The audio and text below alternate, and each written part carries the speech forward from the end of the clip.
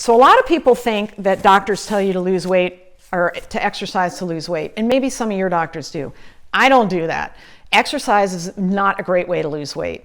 I put this slide to show you, to give you a visual of what I'm about to talk about. Herman Ponsler, who's a great scientist who studied energy expenditure in humans for years and years now, found that the energy expenditure of the hunter-gatherer population, like the Hadza people, which is shown on the bottom, these are the people that have to forage for berries and they chase the antelope for days before they kill it, so they don't eat meat that often, you know, and they might happen upon some bees and get some honey periodically, but they're working hard to get their food. They're walking 10,000 steps like every few hours.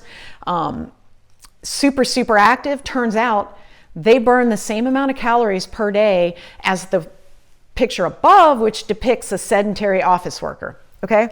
And they studied groups of sedentary office workers in Illinois and compared them to the Hadza, or maybe it wasn't the Hadza, but a hunter-gatherer tribe, burned the same number of calories per day regardless. Turns out humans have a set level and we exist within that level no matter what. So if you're sedentary and you start training for a marathon, you may expend a few more calories per day during that first week or two of training, but then your body's going to adapt. It's going to reallocate resources. You're going to use less here and less there to support the activity of the exercise, and you're not going to burn any more calories.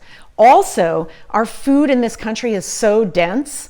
One protein bar will take out pretty much an hour or two of exercise for most of us. So I am not here to tell you to exercise to lose weight.